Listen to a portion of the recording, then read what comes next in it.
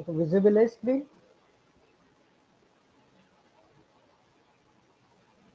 Visible है sir, visible है। तो एमयू के दो, एमयू 2022 का जो एग्जाम था उसमें 2 सेट थे डीआई के। तो ये सेट 1 तो बहुत सिंपल था। हाँ वो ये तो हो गया था। वो वाला जो दूसरा वाला सेट था वो मैंने वैसे वाले किए नहीं कभी, मार्केट शेयर वाले, तो इसलिए थोड़ा सा वो चलो अभी कर समझने लेते में। हैं। ठीक है डिस्कस कर लेते हैं इसको भी, जल्दी से देखते हुए चलते हैं क्या था इसमें वैसे। Domestic sale of which manufacturer is the highest, तो यहाँ पर सीधे सीधे ऐड कर रहा था। मैन्युफैक्चरर ए का हर ईयर का दे रखा था, बी का, सी का, डी का, ई का। तो देखो कोशिश ये करा करो कि जितनी कम कैलकुलेशन करना पड़े डीआई में उतनी ट्राई करो, मिनिमम कैलकुलेशन। जैसे यहाँ पर तुमसे मैक्सिमम पूछा था कि डोमेस्टिक सेल किसकी हाईएस्ट है, तो ये मैन्युफैक्चरर है, ये उनकी सेल्स है हर एक की। तो हमें बिना कैलकुलेशन करे क्या डेटा देख के अंदाजा हो रहा था किसकी सबसे ज्यादा होगी? हाँ वो तो सही इजीली हो रहा था।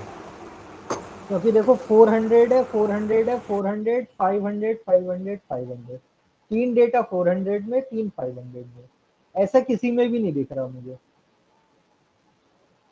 तो सीधा आंसर क्या होगा इसका? ए, डायरेक्ट।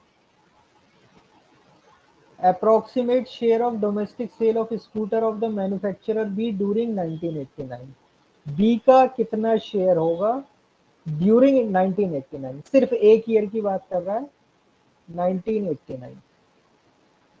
तो बी का शेयर है 410 और टोटल है देखो 448, मतलब 900 राउंड कर सकते हैं, 400, 1300 और ये 437, 2100 के आसपास। तो 400 अपॉन 2000 इसे हम कर लेते हैं अप्रोक्सीमेट 1/5 के करीब आ रहा है। अब ऑप्शन देख लो, तो सबसे क्लोज कौन सा ऑप्शन है इसके? क्या आया था आंसर? D D. 19। 20% का। देखो हमने क्या करा, न्यूमरेटर को सिर्फ 10 यूनिट कम किया है, डिनोमिनेटर को 100 यूनिट कम किया है, तो हमारा आंसर आ रहा है 1/5 यानी 20%। तो हमने डिनोमिनेटर को न्यूमरेटर के कंपैरिजन में ज्यादा कम किया है, यानी हमारा आंसर जो एक्चुअल से ज्यादा है। तो ये चीज हमें बस समझनी होती कि अप्रोक्सीमेशन जब भी हम करेंगे तो अप्रोक्सीमेशन का क्या इफेक्ट पड़ रहा है, एक्चुअल वैल्यू से बड़ी वैल्यू आएगी, एक्चुअल वैल्यू से कम आएगी। बस फिर तो ऑप्शन से इतना आइडिया मिल ही जाएगा तुम्हें। During 1993 sale of which manufacturer has shown the maximum percentage increase over the previous year। तो परसेंटेज इंक्रीज का मतलब है ज्यादा होने का, कि जो वैल्यू इंक्रीज हो रही है वो ज्यादा हो और उसकी जो बेस है वो छोटा हो। तो ये हम देखेंगे इसमें से कि ऐसा कौन सा हो सकता है। कब की बात हो रही है ईयर की, ये देख लेना, 1993। 1993 है रहा। तो ये 520 से ये 10, ये तो डिक्रीज हुआ है, तो बाहर चला गया। और कोई डिक्रीज है? नहीं। ये कितना यूनिट इंक्रीज है? 10 आउट ऑफ 420, क्योंकि यहीं पे हमें दिख रहा है गैप। और एक यहाँ पर है, दो बड़े इंक्रीज है। ये कितने का इंक्रीज है? 75 का ऑन बेस 420, और ये कितना है? 60 ऑन बेस 440। तो कौन बड़ा होगा इन दोनों में से? जिसकी न्यूमरेटर ज्यादा है, डिनोमिनेटर छोटा है, यानी कि सी। आंसर हो जाएगा सी। तो देखो अभी तक कोई कैलकुलेशन नहीं की, सब देख के क्वेश्चन दिए अभी तक। Ratio of the minimum sale to the maximum sale of scooter during 1991। 1991 में मिनिमम और मैक्सिमम। 1991 मिनिमम इज दिस और मैक्सिमम इज दिस, तो इसका रेशियो 400/500 सीधा हमें पता है कितना है, 0.8।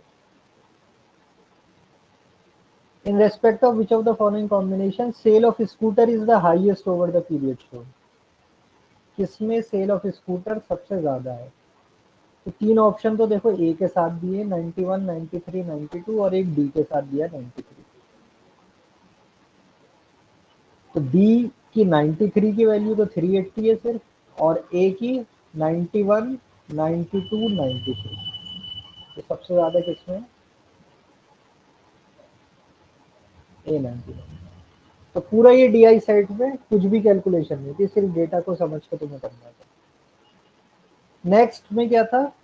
ये भी वही है, एएमयू एमबीए 2022 का दूसरा जो आया था, market sharing for metropolitan cities. ये पीरियड है, यानी किस ईयर की बात हो रही है? 93 से 94, 93, 94, 93, 94। और ये प्रोडक्ट्स है, 4 प्रोडक्ट्स है, एच डी, सी ओ, बी एन, एम टी, और इनका मार्केट शेयर है ये। तो ये 2015 का क्या मतलब है, ये समझना था पहले हमें। जैसे एच डी में दिखा रखा है 20 से 15 और ईयर लिख रखा है 1993 से 94 इन बॉम्बे। इसका क्या मतलब है इस डेटा का? वहाँ ओपनिंग स्टॉक, क्लोजिंग स्टॉक। 1993 में 20 था और 94 में कितना हो गया? 15। ये क्या है? मार्केट शेयर है। तो हम मान लेते हैं परसेंटेज हो सकता है, परसेंटेज शेयर है कि 20% से कितना हो गया 94 में? 15% इस प्रोडक्ट का इन बॉम्बे। कैलकाटा में ये है, दिल्ली में ये है, मद्रास में, इस तरीके से दे रखा है। तो पहला क्वेश्चन क्या पूछा है? Maximum percentage drop in market share. किस में जो परसेंटेज ड्रॉप हुई है किसी भी प्रोडक्ट का किसी भी सिटी में, कह रहा है सबसे मैक्सिमम ड्रॉप कहाँ पर हुआ? इसमें मेरा 50% आ रहा था। तो सबसे ज्यादा ड्रॉप ये दिख रहा है, देखो 30 से हो रहा है 15, यानी 15 यूनिट्स का ड्रॉप ऑन 30। तो ये हो जाएगा 50%। ये सही है। आई थिंक 50 से ज्यादा और कहीं भी ड्रॉप नहीं है, नहीं है। Answer will be B, 50%।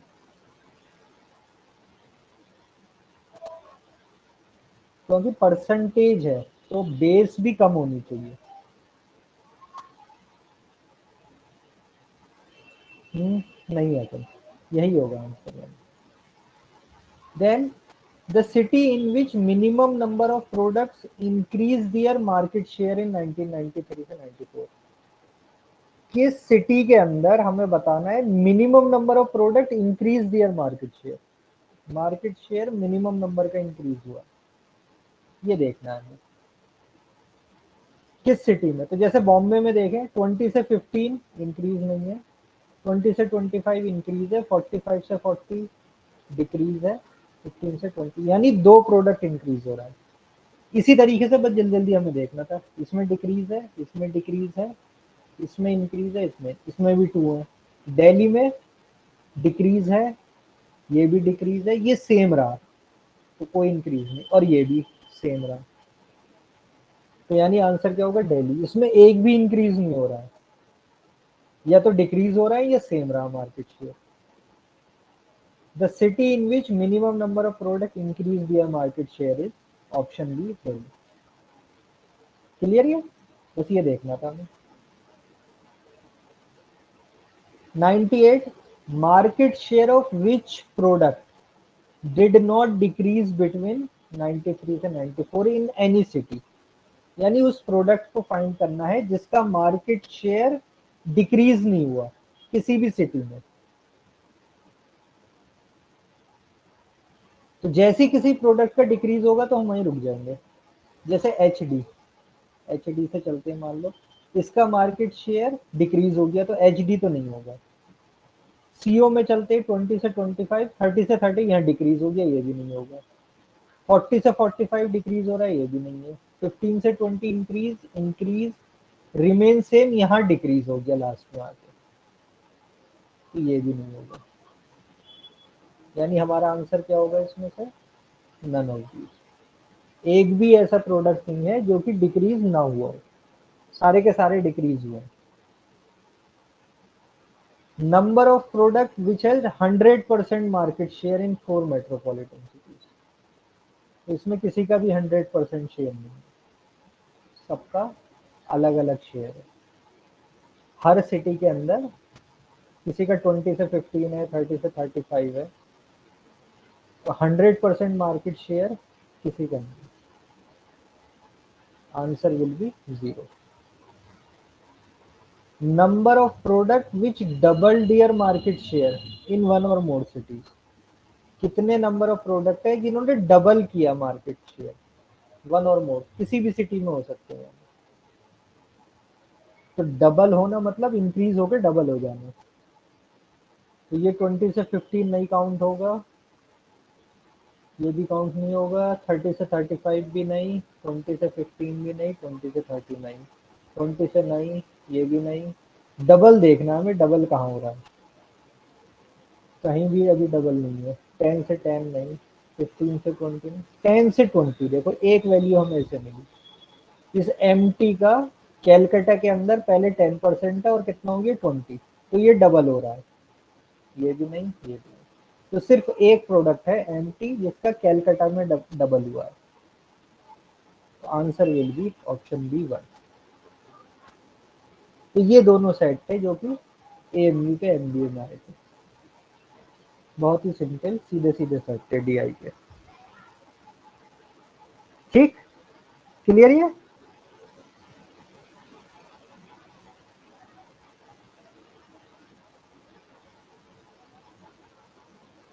ठीक है इफ्तिखार।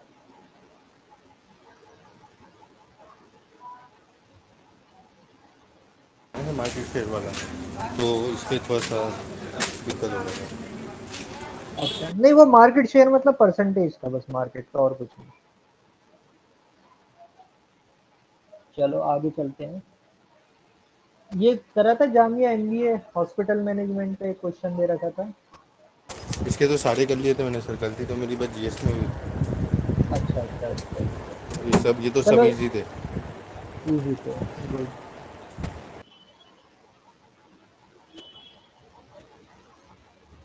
और कौन है? फैजान एंड वली। तुमने किया था ये एग्जाम दिया था फैजान, हॉस्पिटल मैनेजमेंट का?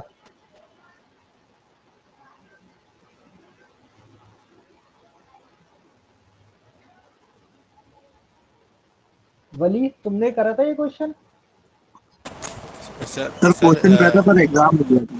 सर फैजान बोल रहा है कि उसने दिया था एग्जाम में। अच्छा अच्छा। सर और ये रिजल्ट है आए जा हैं पता चल। सर ये हॉस्पिटल मैनेजमेंट का और रिजल्ट पता चला सर, और कितने कितने मार्क्स आए बच्चों के, या नहीं मेरे ही और सबसे किसी को कम अभी आए हैं? पता नहीं। नहीं और अभी पता नहीं, कम ही लोगों ने दिया था, ये ज्यादा लोगों ने दिया नहीं था।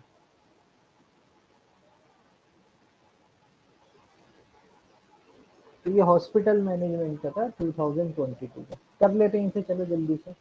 क्या दे रखा है? Government recruited 4000 teacher for teaching 5 different subjects. Total teachers कितने हैं? 4000। और सब्जेक्ट कौन कौन से हैं? 5। Science, maths, Hindi, social science and English. अब देखो परसेंटेज ही इन्वॉल्व होती है ज्यादातर क्वेश्चन में। 15% of the total number of teachers are recruited for science. तो साइंस के कितने हो गए? 15% ऑफ टोटल। तो कितना आ जाएगा 15% ऑफ टोटल? 4000 का 15%, 15/100 करेंगे, 2 जीरो से गए, 15 फोर 60 और एक जीरो। तो कितने टीचर थे साइंस पढ़ाने वाले? 600। अब ये कह रहा है 3/10 of total number of teacher is recruited for teaching mathematics. Sir आज अगर आप यही वाले क्वेश्चन कराएंगे, ये मैं किए हुए थे, तो अगर तो मैं कुछ और कर लेता हूँ तो मैं क्लास लीव कर दूँ सर, अगर आप नहीं आज यही कराएंगे ये है, फिर दूसरा क्वेश्चन है इसके बाद। तो। तो जल्दी जल्दी बता दो इसको, हम फिर जल्दी से निकल लेते हैं। क्या है मैथ्स में? क्या दे रखा है? सीधे सीधे 3/10, 3/10 ऑफ टोटल। तो 3/10 ऑफ टोटल कितना हो जाएगा? 400 डेज, 1200। Then teaching Hindi are 2/3 of the numbers teacher recruited for mathematics. Hindi वाले कितने? 2/3 ऑफ मैथ्स।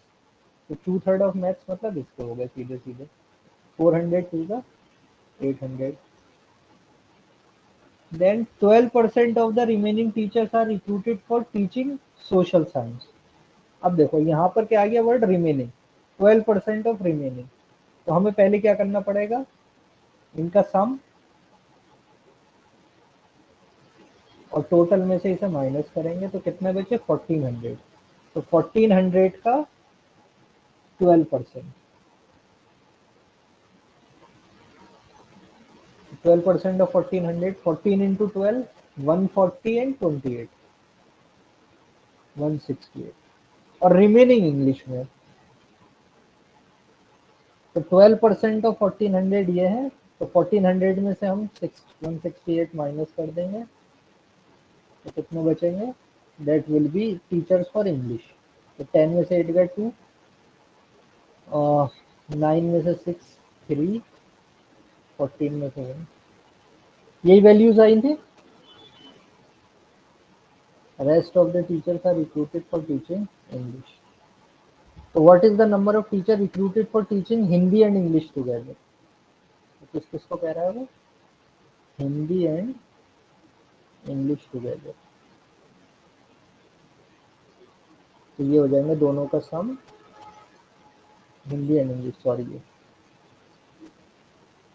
13 आ रहा है, ओ 168 है, 1 2 3, 12 आएगा। Yes sir. हाँ 1 2 3, तो 2033, या यस ऑप्शन सी।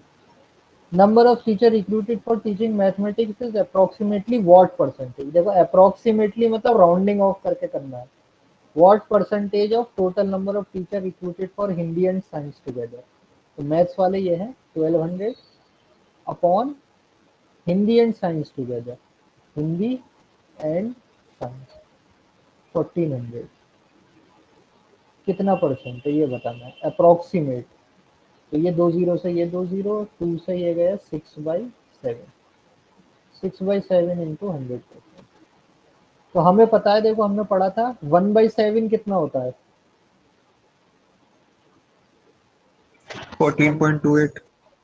14.28%, तो 6/7 कितना हो जाएगा इंटू 6, तो यानी देखो 84 से थोड़ा सा और ऊपर जा रहा है, तो कौन सा आंसर होगा इसका, ऑप्शन बी 86। कैलकुलेशन बचाने में बहुत दिमाग लगाना है डीआई में, 6/7 डिवीजन की जरूरत नहीं, 1/7 14.2% होता है, 6/7 उसका 6 टाइम, तो कौन सा ऑप्शन है 86। Difference between number of teacher recruited for teaching social science and number of teachers recruited for teaching English, social science और इंग्लिश का डिफरेंस ये पूछ रहा है कितना है, तो 1232 में से 168 माइनस कर देंगे, 168 माइनस 100, अगर ये 200 होता तो ये 1032 होता, 1032 से ऊपर 1064, ये आएगा answer. Next, 42% of the total number of teacher recruited for teaching science and mathematics together is male. What is the total number of female teacher recruited for teaching science and mathematics together? तो science plus mathematics के वो कह रहा है 42% तो mail है, तो female कितने हो जाएंगे 58%, तो हमें 58% निकालना है, science plus maths, science plus maths ये है 1800, 1800 का 58%, यानी 18 इंटू 58, देखो यूनिट डिजिट का तो हम नहीं लगा सकते थे कॉन्सेप्ट, क्योंकि 884 है और सब में 4 दे रखा है, तो हमें थोड़ी सी इसको मल्टीप्लाई करना पड़ेगा, 58 इंटू 18, 4 6 8 5 जा 40, 56, then 8 and 5, 1044, answer D last इसका बस। What is the respective ratio between number of teacher recruited for teaching social science and mathematics, social science और मैथमेटिक्स का ratio, social science is this, maths is this, 168 upon 1200, 168 upon 1200। तो देखो option अगर एक बार देख लिया करो ना तो तुम्हें हिंट रहेगा, या तो 51 नीचे आने चाहिए या 50 या 51 दे रखे ऑप्शन में। तो 51 तो बनेगा नहीं 1200 से कुछ। 50 के लिए हम किससे डिवाइड कर सकते हैं इसे?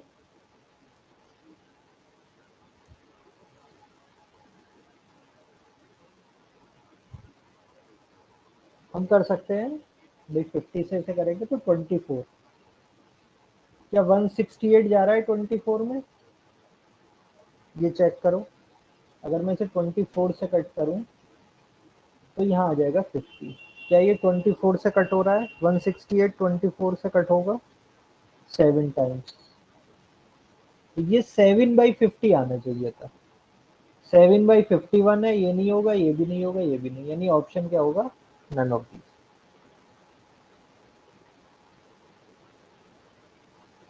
ठीक। तो ये तो एमयू और जामिया के जो आए हुए क्वेश्चन थे। अब हम कुछ दो प्रैक्टिस सेट से करते हैं, डबल पाई चार्ट के ऊपर बेस्ड है। The two pie diagrams relative expenses of two families. क्या शो कर रहा है ये? टू फैमिलीज का रिलेटिव एक्सपेंसेस। और ये 600 नहीं है, यहाँ पर ये सारे डिग्री है, यानी 60 डिग्री, 90 डिग्री, 48 डिग्री, 18 डिग्री, यानी सेंट्रल एंगल दे रखा है इस बार 48 डिग्री, यानी ये जो एंगल बन रहा है इसके अंदर, इसकी वैल्यू इस बार दी है।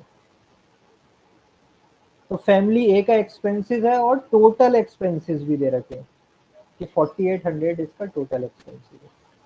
एक फैमिली बी है, इसका रेंट है 70 डिग्री, क्लोथिंग है 56 डिग्री, एजुकेशन है 70 डिग्री, लाइट है 15 डिग्री, मिसलेनियस है 39 डिग्री और फूड है 110 डिग्री, और इसका टोटल एक्सपेंसेस है 7200। तो एक का है 4800 और एक का है 72, यानी अलग अलग है इस बार दोनों के एक्सपेंसेस। तो वो कह रहा है, ये बताओ पहले क्वेश्चन में, total expenses of two families are doubled, ratio of expenditure would be. अगर दोनों के एक्सपेंसेस को डबल कर दे हम, तो लाइट के एक्सपेंडिचर का रेशियो क्या होगा? तो लाइट क्या है देखो, फैमिली ए के लिए, फैमिली ए में लाइट शो कर रहा है कितना, कितने डिग्री शो कर रहा है? 18। फैमिली बी में कितना शो कर रहा है लाइट? लाइट इज 15 डिग्री, ये 15 डिग्री है। ए का एक्सपेंस है 4800 और बी का एक्सपेंस है 7200, टोटल एक्सपेंस। तो कैसे निकालेंगे हम रेशो इनका, एक्सपेंडिचर का रेशो?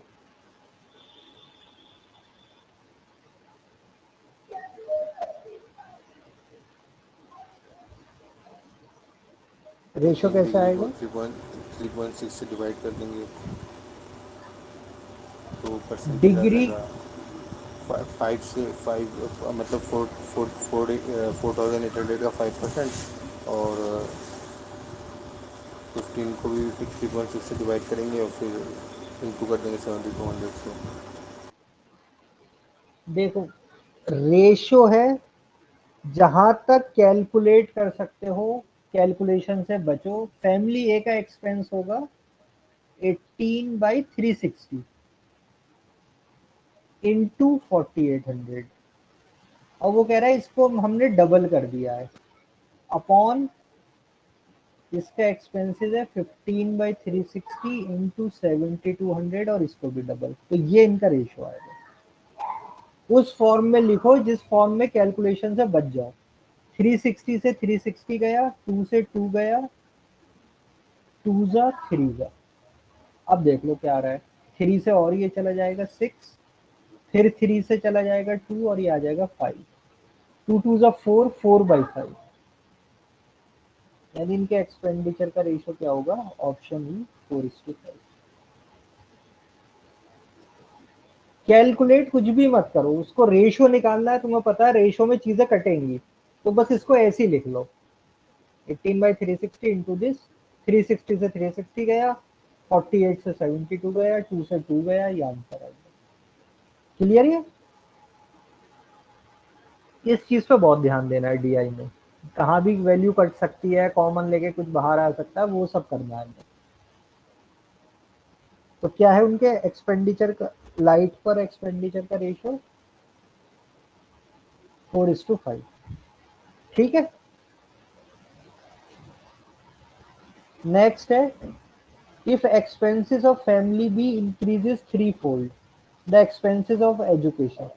फैमिली बी की बात हो रही है, डबल पाई चार्ट में बिल्कुल ध्यान रखना कि किस पाई चार्ट की बात कर रहे हो। एग्जाम के प्रेशर में जल्दी जल्दी में हो सकता है कि फैमिली बी पूछा और हमने जल्दी में पाई चार्ट देख लिया फैमिली ए का। तो वो कह रहा है अगर एक्सपेंसेस को हम 3-fold इंक्रीज कर दे, 3-fold मतलब 3 टाइम्स, फैमिली बी के एक्सपेंस अगर 3 टाइम इंक्रीज हो जाए तो एजुकेशन में कितना एक्सपेंस होगा, और आंसर देख लो ऑप्शन में परसेंटेज के टर्म में। तो ये है फैमिली बी, और एजुकेशन में कितना शो हो रहा है 70 डिग्री, यानी ये एंगल शो कर रहे हैं सबके 70 डिग्री। तो क्या हम इससे परसेंटेज निकाल सकते हैं? एजुकेशन जो 70 डिग्री को शो कर रहा है, क्या हम इसको परसेंटेज में कन्वर्ट कर सकते हैं? पहली चीज। दूसरी चीज, एक्सपेंस अगर 3 टाइम इंक्रीज होगा तो क्या परसेंटेज या जो एंगल है ये चेंज होगा या सेम रहेगा? पहले तो ये बताओ मुझे, क्या ये एंगल या इसकी परसेंटेज जो है एजुकेशन की वो चेंज होगी या सेम रहेगी? अगर टोटल एक्सपेंसेस हम सेम रहनी चाहिए।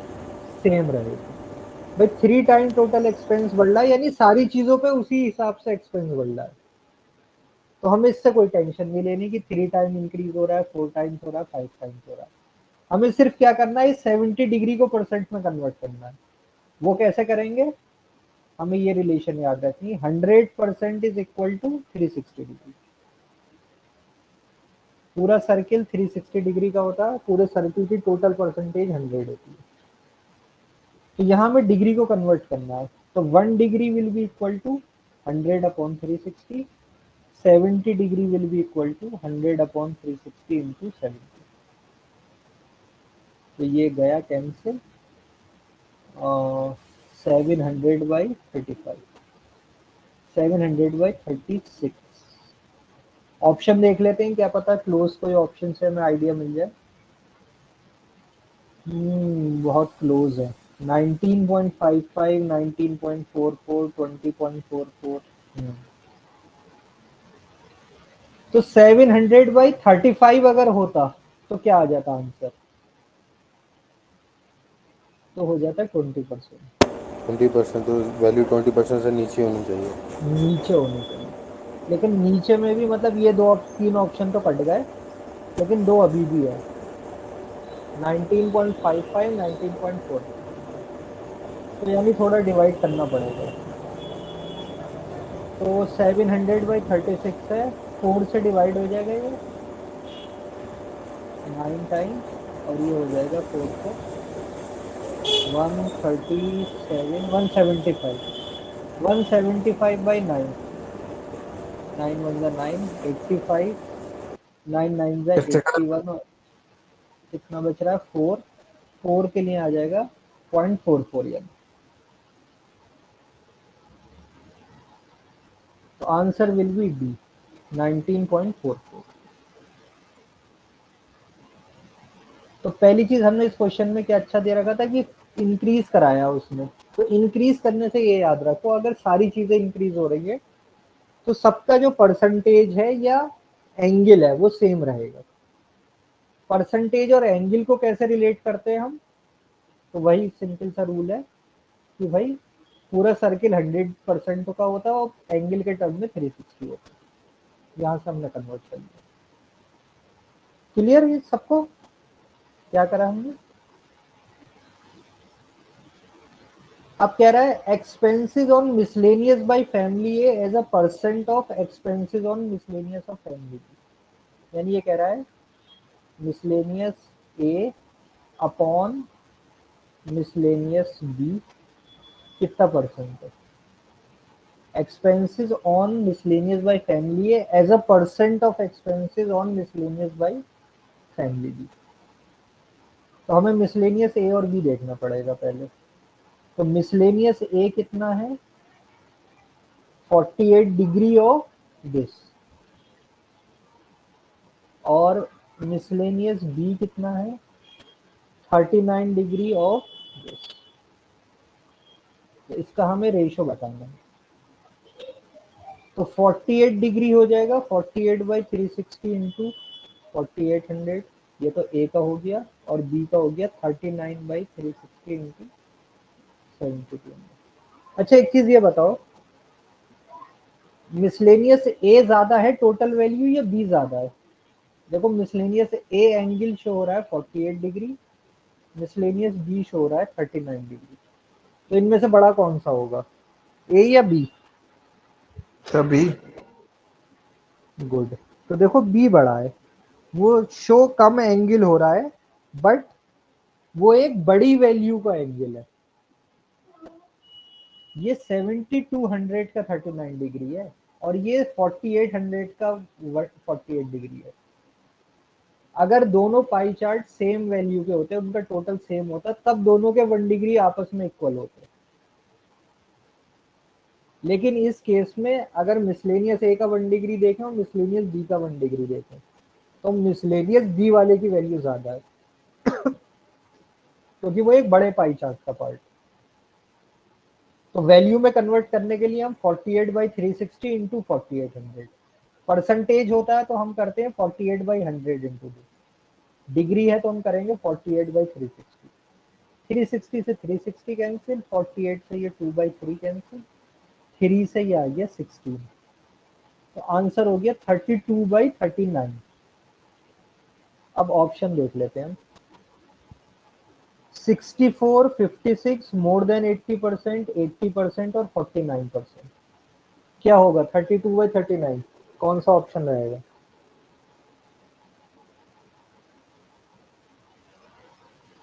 More than 80।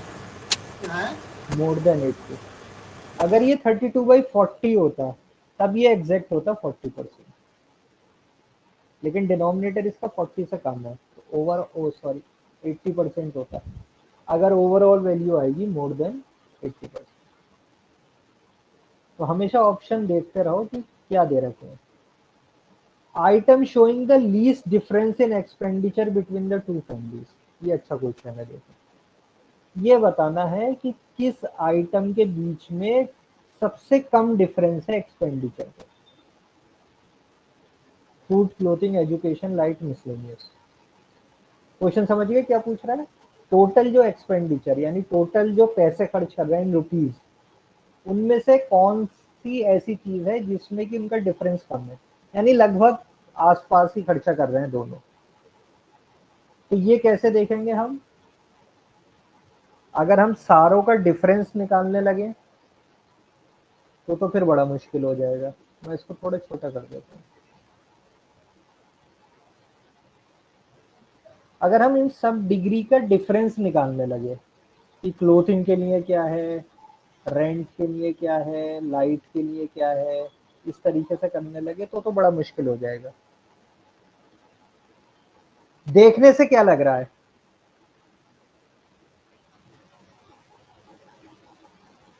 देखो मैं यहाँ लिख रहा हूँ तो मुझे बताना है कि कौन सा हो सकता है। पहला मैं ले रहा हूँ रेंट। तो फैमिली ए पे दिख रहा है 90 डिग्री, फैमिली बी पे दिख रहा है 70 डिग्री। रेंट के बाद आता हूँ मैं फूड। फूड में ए का है 96 डिग्री, बी का है 1110 डिग्री। देन मिसलेनियस, मिसलेनियस है 48 डिग्री और इधर है 39 डिग्री। देन लाइट, लाइट है 18 डिग्री और इसका है 15 degree. And then education, education का है 48 डिग्री और इसका है 70 degree. And last is clothing, clothing का है 60 डिग्री और इसका है 56 डिग्री। ठीक, तो कौन से हो सकते हैं इसमें से? या कौन से नहीं हो सकते, पहले तो ये बताओ कि किसका डिफरेंस में बहुत फर्क होगा। रेंट में देखो कितने डिग्री का फर्क आ रहा है, लगभग 20 का। फूड में आ रहा है 14 डिग्री का। मिसलेनियस में आ रहा है 9 डिग्री का। लाइट में आ रहा है 3 डिग्री का। एजुकेशन में आ रहा है 22 डिग्री का। और इसका आ रहा है 4 डिग्री का। तो क्या हम इससे अंदाजा लगा सकते हैं कि किसका सबसे कम होगा, मतलब डिफरेंस किसका क्लोज होगा?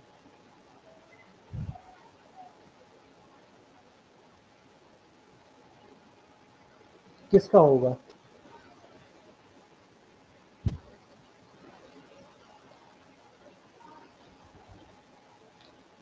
ये आ रहा है समझ में क्या करा है मैंने?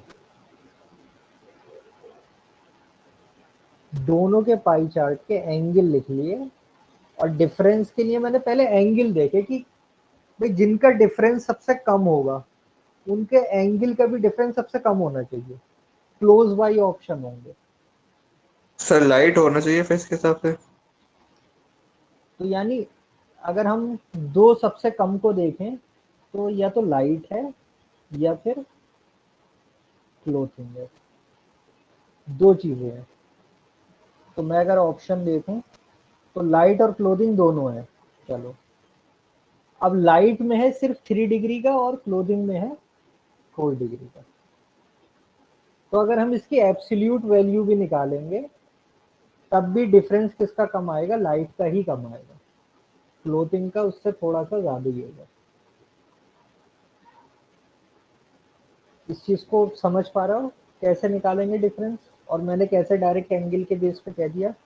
देखो, लाइट का अगर मैं डिफरेंस निकालूं, अब तुम कैलकुलेशन समझना। डिफरेंस निकालने के लिए देखो मैं क्या करूंगा, मैं करूंगा 18/360 इंटू 4800, और इसे करूंगा मैं 15/360 इंटू 7200। इसका डिफरेंस दोनों का। क्लोथिंग करूंगा तब भी मैं देखो इसी वैल्यू से मल्टीप्लाई करूंगा 60 को, और इसे भी मैं सेम वैल्यू से मल्टीप्लाई करूंगा।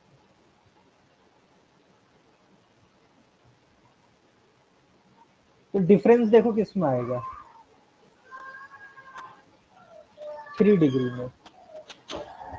दूसरी चीज तुम क्या समझ सकते हो, तुमसे क्या पूछ रहा है वो? वैल्यू का डिफरेंस पूछ रहा है कि कितने रुपीस खर्च हुए। तो यहाँ देखो ज्यादा वैल्यू की बात हो रही है, 60 और 56 की बात हो रही है। तो इनका डिफरेंस हमेशा क्या रहेगा? ज्यादा ही रहेगा।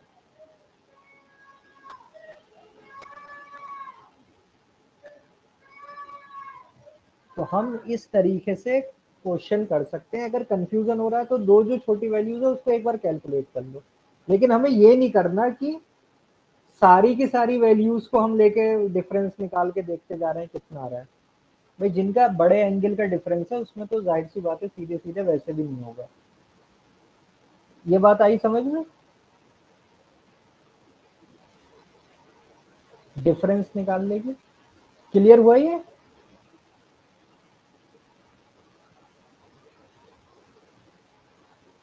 अगले क्वेश्चन पे चले गए।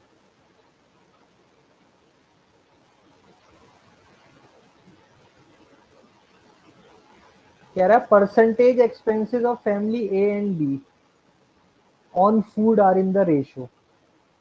ए और बी का जो एक्सपेंसेस है, देखो पहले ए लिखा है फिर बी लिखा है, तो यानी उसी हिसाब से हम भी लिखेंगे food A and food B. इसका रेशियो कितना हो गया? तो फूड ए पे कितना फूड है? 96 डिग्री, और बी पर कितना है? 110। तो इसका रेशियो जो हो जाएगा वो हो जाएगा 96/360 इंटू 4800। नहीं नहीं, टोटल एक्सपेंडिचर नहीं, देखो परसेंटेज एक्सपेंसेस पूछे। परसेंटेज एक्सपेंसेस, परसेंटेज एक्सपेंसेस के लिए क्या करेंगे हम?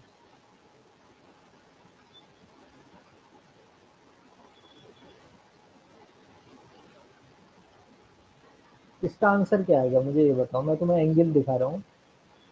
फूड ए का है 96 degree, food of family B कर रही है 110 डिग्री। ये डिग्री है। अब वो कह रहा है परसेंटेज एक्सपेंसेस बताओ, उसका रेशो। तो क्या होगा आंसर? क्या हम इनका ले सकते हैं डायरेक्ट आंसर? 96/110 कर सकते हैं?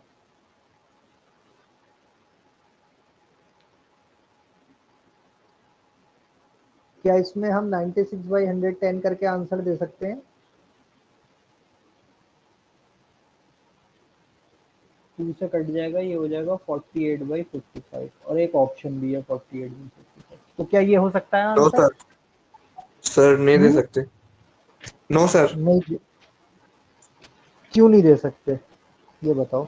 सर सर बेस अलग है ना सर, वो थोड़ी कटेंगे बेस। सर 360/360 कट जाएगा, पर सर बेस को हमें काट के सर मतलब कुछ ऊपर वाले को हमें 2 से मल्टीप्लाई करना पड़ेगा, नीचे वाले को 3 से, तो आएगा सर। तो क्या आएगा उससे? टोटल सर एक्सपेंसेस आ जाएंगे। अगर हम ऐसे करेंगे जैसे तुमने कहा, ये क्या चीज, ये वैल्यू क्या रिप्रेजेंट कर रही है? Total expenses on food by family A. लेकिन क्वेश्चन में देखो क्या पूछा है, परसेंटेज एक्सपेंसेस। तो इसको परसेंटेज में कन्वर्ट करने के लिए क्या करोगे? फिर से 4800 से डिवाइड करोगे? परसेंटेज बनाने के लिए क्या करोगे इसे? ये टोटल एक्सपेंसेस है कि महीने के 100 रुपए खर्च हो रहे हैं, 200, 300, कितने खर्च हो रहे हैं, ये वो वैल्यू है। लेकिन हमसे क्या पूछ रहा है क्वेश्चन में?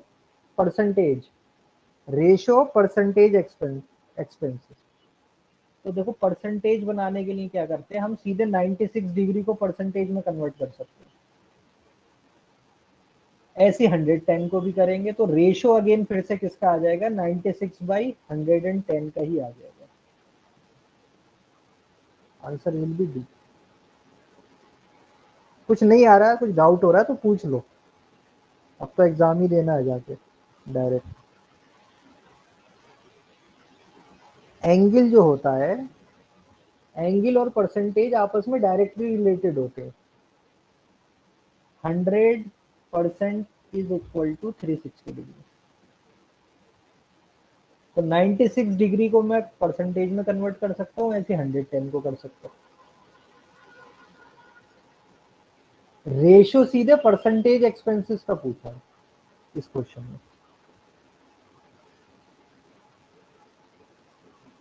क्लियर ये?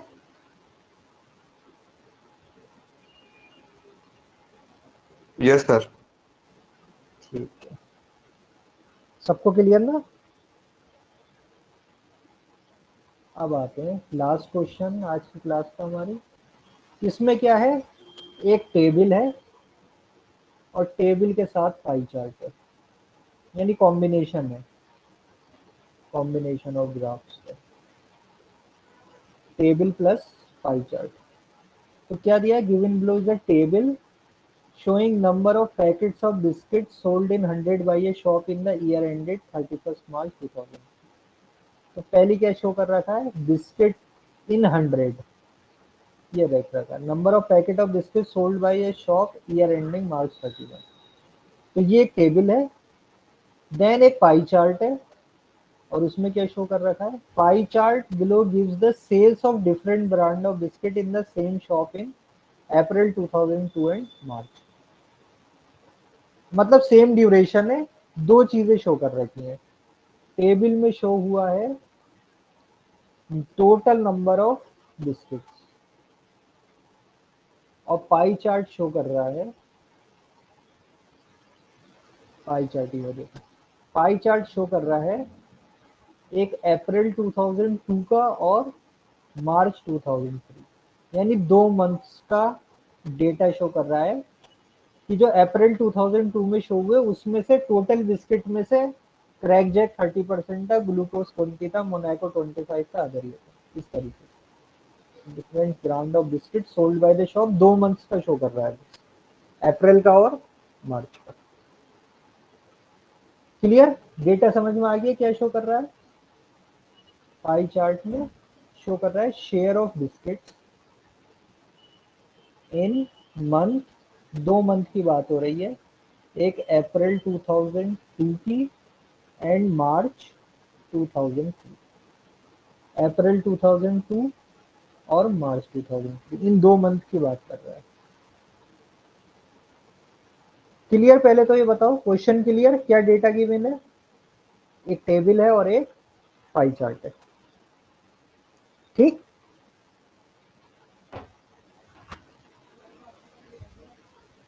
अब क्या है, what is the average number of packet of glucose biscuit sold in the year? क्या कह रहा है वो? Average number of packet of glucose biscuit sold in the year.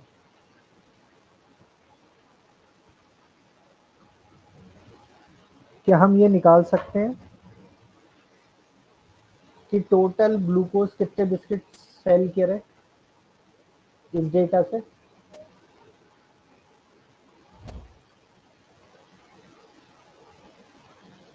बताओ, क्या बता सकते हैं या नहीं हम? बता सकते हैं। कहाँ से कहाँ पे कैसे आप बता सकते हैं? सर तो तेरा स्क्रीन नंबर कहाँ पे काफ़ी आप छोटी है ना, तो पूरा डेटा देख भी नहीं पा रहा बड़ा मैं पूरा। तेरा नंबर आनंद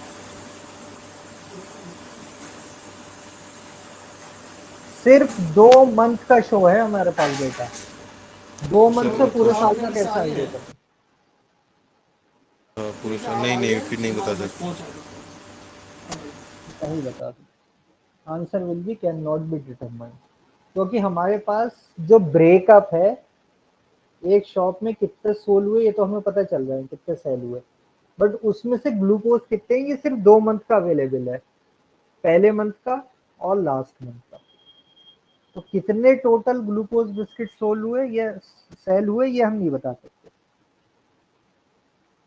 ठीक,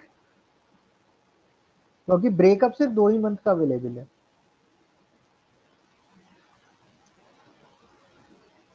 नेक्स्ट कह रहा है, ये बताओ what is the total purchase made in the given financial year? Financial year कब से कब तक होता है?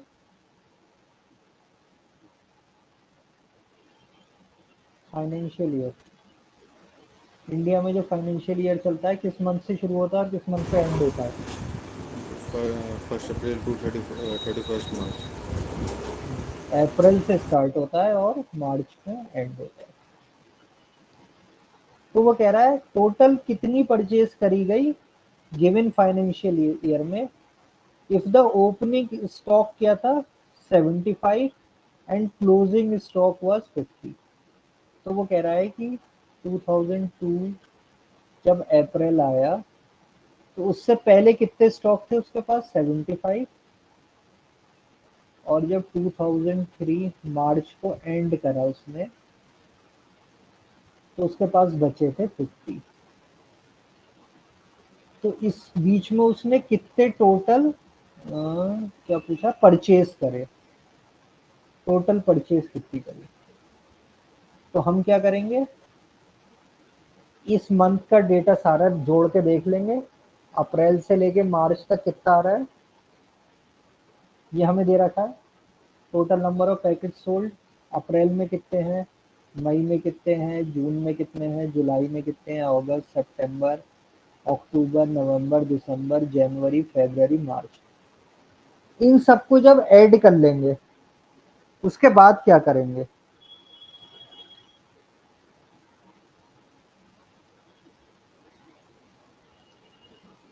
टोटल परचेज निकालनी है हमें, टोटल कितनी परचेज हुई।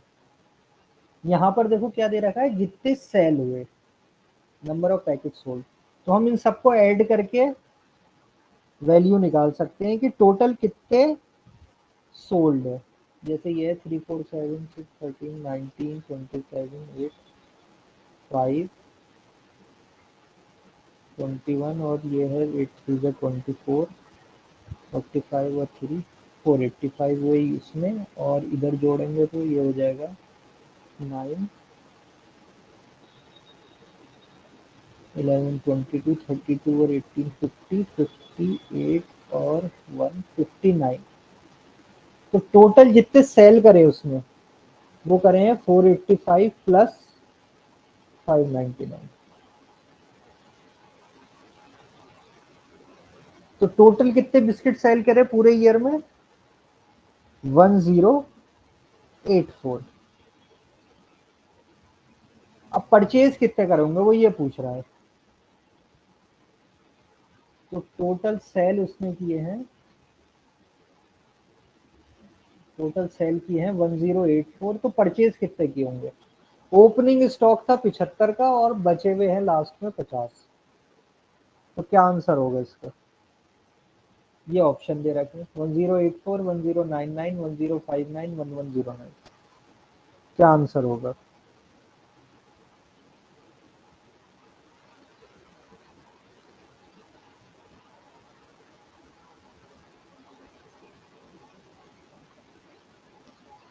शॉपकीपर ने पूरे साल में जो सेल करे हैं वो करे हैं 1084। 75 उसके पास स्टॉक पहले से था उस साल से पहले, और जब उसने क्लोज किया स्टॉक तो 50 बचे रह गए। तो उसने कितने खरीदे, कितने होंगे पूरे साल में?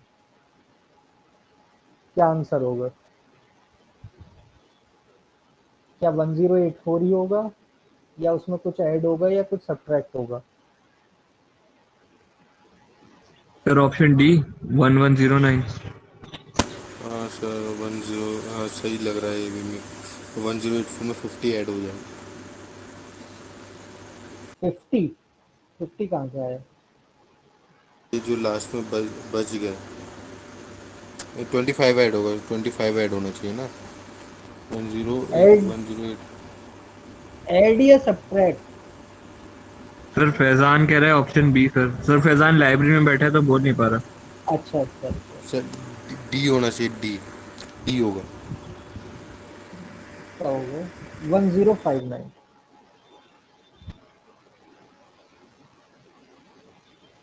देखो, उसने जब स्टार्टिंग करी उस फाइनेंशियल ईयर की उसके पास कितने थे? 75। और जब क्लोज करा तो कितने थे? 50। यानी 25 उसने कहां से यूज करे? जो कि उसके स्टॉक में रखे गए थे पहले से। ये मतलब हुआ इसका। 75 से स्टार्ट किया, जब एंड हुए तो 50 बचे। यानी पिछले साल के जो बचे हुए थे उसमें से 25 यूज हो गए। टोटल सेल कितने की कर रहा है वो? 1084 की। तो 1084 में से जो उसने परचेजिंग की है वो नंबर होगा उससे कम, क्योंकि 25 उसने रखे हुए भी यूज किए। तो टोटल एक्चुअल जो उसने परचेज की है that is -25, 1059। Option B answer.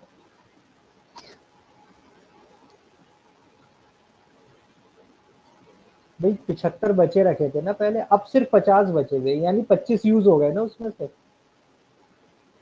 उसे उसने क्या करा? बेच दिया। तो 25 वो ऐसे उसने बेच दिए जिसको उसने नहीं खरीदा था, वो पहले के रखे हुए थे। तो खरीदने वाले टोटल परचेज कितना होगा? 1084 माइनस 25। ठीक, क्लियर ही है? खुद सोचो ना, जब पहले से कोई चीज रखी हुई थी अब वो कम हो गई, तो यानी उनमें से कुछ बिक गए। तो ये जो वैल्यू है वो वैल्यू है जो कि उसने नहीं खरीदी थी। ठीक, answer will be 1059। Yes sir. Next में क्या पूछ रहा है? 32। What is the percentage annual growth in biscuit sales from April 2002 to March 2003? Percentage annual growth April 2002 से मार्च 2003।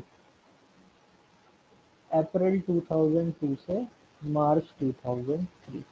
तो अप्रैल 2002 में कितने बेच रहा था वो?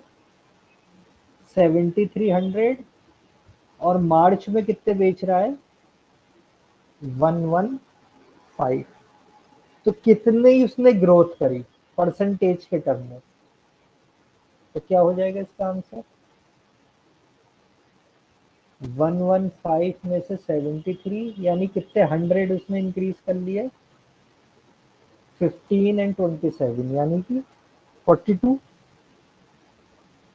तो परसेंटेज में क्या हो जाएगा 42 बाई बेस में क्या लेंगे वैल्यू 73 या 115 सर 73। 73 जो ओरिजिनल था कितना परसेंटेज इंक्रीज है ये हमें देखना है 42 बाई 73 इंटू 100%। तो नीचे आ जाते हैं ऑप्शन से भी हमें आइडिया मिलेगा। ये ऑप्शन है 46 48 58 52 58। ये वैल्यू थी 42 बाई 73।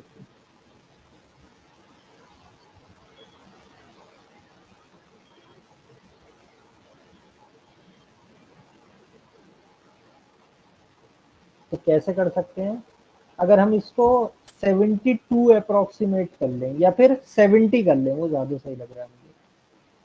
देखो ये सब सोचना पड़ेगा वहाँ दिमाग लगाना कि 42 बाई अगर ये 70 होता तो कितने परसेंट हो जाता।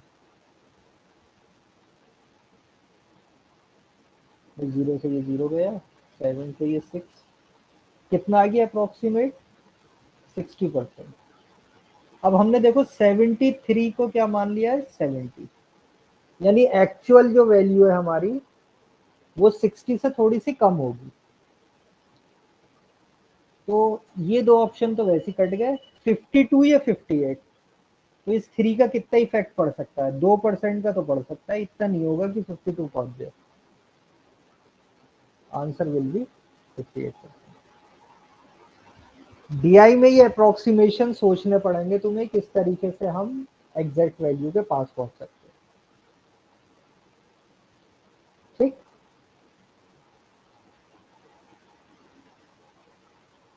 नेक्स्ट में क्या कह रहा है by what percent does the glucose biscuit sales in March 2003 differ from sales of crack jack in April 2002। अब देखो 2 मंथ की बात कर रहा है वो क्वेश्चन 33 में कौन कौन से मंथ में कह रहा है ग्लूकोज को कह रहा है इन मार्च 2003 और क्रैक जैक को कह रहा है अप्रैल 2002। बाई वॉट परसेंट डिफरेंस कितने परसेंट में है ये देखना है हमें। तो हमें इन दोनों मंथ का देखो अलग अलग डेटा पता था तो हम ग्लूकोज की भी निकाल सकते हैं और क्रैक जैक की भी निकाल सकते हैं। तो हम देख लेते हैं कितना है ग्लूकोज इन 2003। तो 2003 में ग्लूकोज ये है कितना है 25% है टोटल कितना है 115। 25% ऑफ 115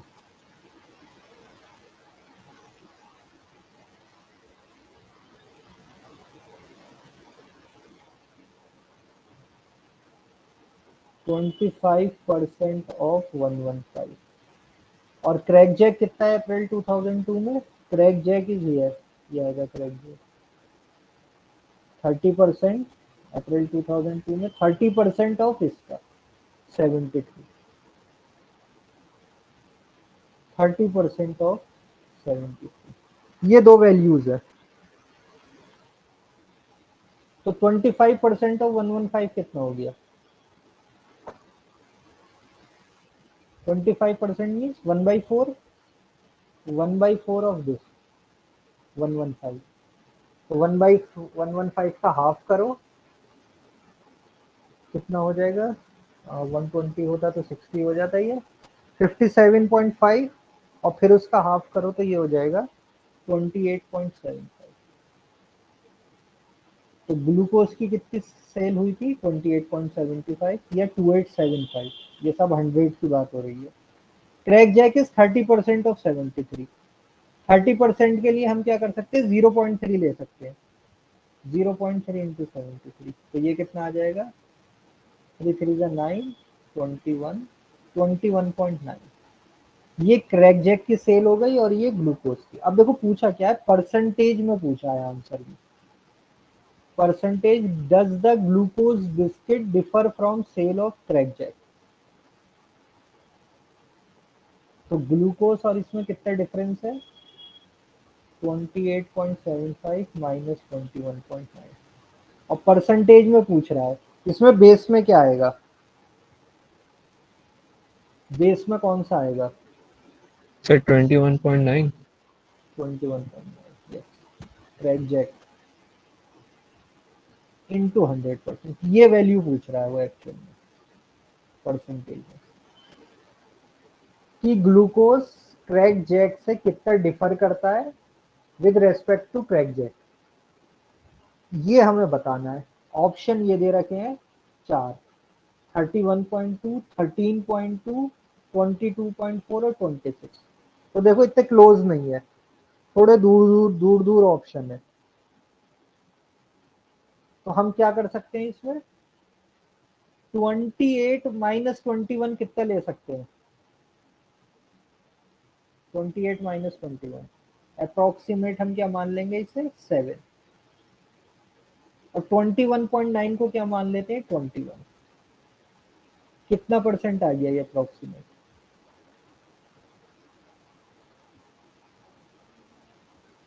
सर 33, 31.2 होगा फिर। 31.33। इसके क्लोज कौन सा ऑप्शन है, ऑप्शन है।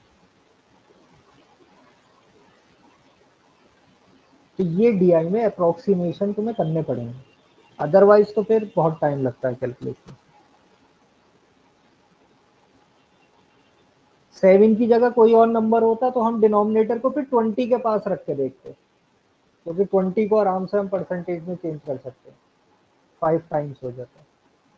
जैसे यहाँ मान लो 8/21 होता, तो फिर मैं किस तरीके से करता, फिर मैं अप्रोक्सीमेशन में इसे मान लेता 20, तो ये 5 यानी 40 के आसपास कुछ आ रहा है। ये दिमाग लगाना है वहाँ पर डीआई में। नेक्स्ट और लास्ट क्वेश्चन क्या है, which month showed the maximum and minimum percentage increase in consumption of biscuit during the last financial year? Consider only month which showed an increase. इस क्वेश्चन में क्या कह रहा है, पहले तो लैंग्वेज पढ़ो वो क्या कह रहा है। Which month showed the maximum and minimum percentage increase in consumption of biscuit? किस मंथ में पिछले मंथ के कंपैरिजन में मैक्सिमम परसेंटेज इंक्रीज हो रहा है कंजम्पशन का और मिनिमम परसेंटेज इंक्रीज हो रहा है। तो वो कह रहा है सिर्फ इंक्रीज वाले ही मंथ लेने हैं, क्योंकि इंक्रीज ही पूछ रहा है। क्वेश्चन क्लियर हुआ, ये पूछ क्या रहा है वो, लैंग्वेज क्या है, कह रहा है किस मंथ में सबसे ज्यादा परसेंटेज इंक्रीज हो रहा है और किस मंथ में इंक्रीज तो हो रहा है लेकिन बहुत कम हो रहा है। तो डिक्रीज वाले वो कह रहा है उनको तो हटा देना, सिर्फ वही मंथ लेने जिसमें इंक्रीज। तो किसमें मैक्सिमम इंक्रीज है और किसमें मिनिमम इंक्रीज है। क्वेश्चन क्लियर,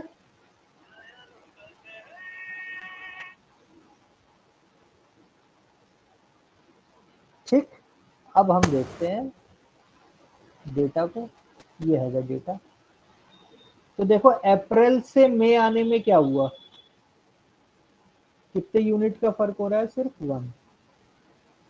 74 से 76 आने में 2। तो ऐसे देखो सबसे ज्यादा तुम्हें कहाँ डिफरेंस दिख रहा है, ये दिसंबर और जनवरी में दिख रहा है 90 से 105 में। 90 से 105 यानी 15 यूनिट। और कहीं पर इतना नहीं है। और मिनिमम अगस्त टू सितंबर हो जाएगा। मिनिमम अगस्त से सितंबर, नहीं जहाँ इंक्रीज हुआ है वो ये कह रहा है, जहाँ इंक्रीज नहीं हो रहा उसे छोड़ देना, इंक्रीज नहीं हुआ या डिक्रीज हो रहा है उसे छोड़ दो। तो तो सर अप्रैल और अक्टूबर मई और हो जाएगा सर। नहीं, अप्रैल और मई नहीं होगा, अक्टूबर और नवंबर होगा। या रुक जाओ रुक जाओ रुक जाओ, एक मिनट क्वेश्चन देख लेते हैं एक बार फिर से। Consider only month which showed an increase, लिखा तो यही है, consider only month which showed an increase, तो यानी सर जहाँ सेम है उसे नहीं लेना है। तो सर मतलब इंक्रीज वाला बोला है, मैं डिक्रीज वाले सेंस में नहीं बोला है। तो नहीं, डिक्रीज तो ना डिक्रीज ना सेम रहा उसे भी नहीं लेना है। फिर मिनिमम वाले में अक्टूबर तो नवंबर हो जाना चाहिए। यहाँ भी 1 यूनिट है, तो देखो हमारे सर पास दो दो जगह चॉइस है, 1 यूनिट हो रहा है। यस। दो जगह बचे, गुड। तो अब देखो दो जगह है, पहले तो मैक्सिमम पे आ जाते हैं, मैक्सिमम तो हमें एक ही दिख रहा है सीधे सीधे, दिसंबर से जनवरी, यानी किस मंथ में सबसे ज्यादा इंक्रीज हुआ, जैन में। हम जैन को कहेंगे कि जैन में इंक्रीज हुआ, दिसंबर से जैन आए तो जैन में इंक्रीज हुआ। तो ऑप्शन देख लेते हैं, क्या पता ऑप्शन से हमें एलिमिनेट हो जाए। तो जैन के साथ देखो ये आ रहा है दो, जैन एंड नवंबर आ रहा है, जैन एंड मार्च आ रहा है। तो हमने नवंबर को देखा था। अब इसमें देखो डिसाइड हमें अब दो चीजें करनी है, आंसर तो मिल गया हमें, जनवरी के साथ नवंबर ही आ रहा है, तो यही आंसर है। बट यहाँ पर एक चीज छोटी सी और समझनी है बस, कि अप्रैल से मई भी कितना इंक्रीज हो रहा है, एक ही यूनिट, और अक्टूबर से नवंबर भी कितना हो रहा है, एक यूनिट। लेकिन आंसर उसने नवंबर क्यों लिखा है, अप्रैल या मई वाला मई क्यों नहीं कहा।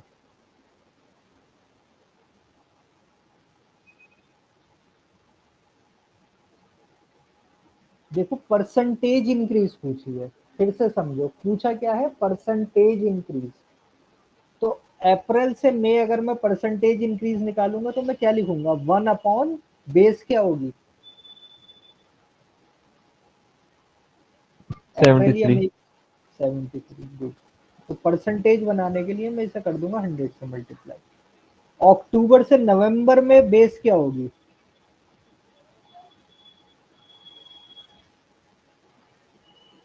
89।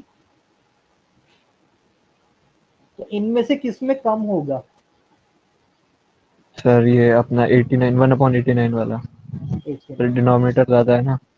इसमें डिनोमिनेटर ज्यादा है, good। इसलिए हमने आंसर में क्या चूज किया है, नवंबर।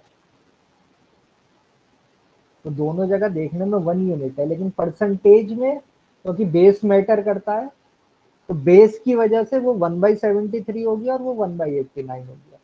तो कहाँ कम इंक्रीज हो रहा है, 1/89।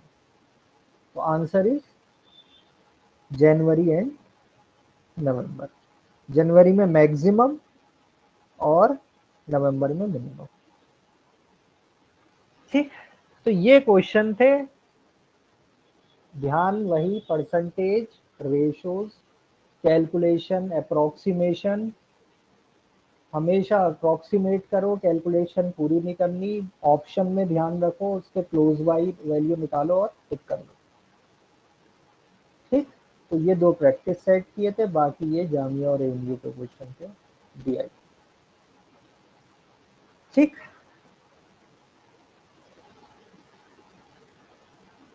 क्लास एंड करें फिर आज की, अब कल तो ईद की तैयारी करो। Okay sir. ठीक है। अल्लाह हाफिज़।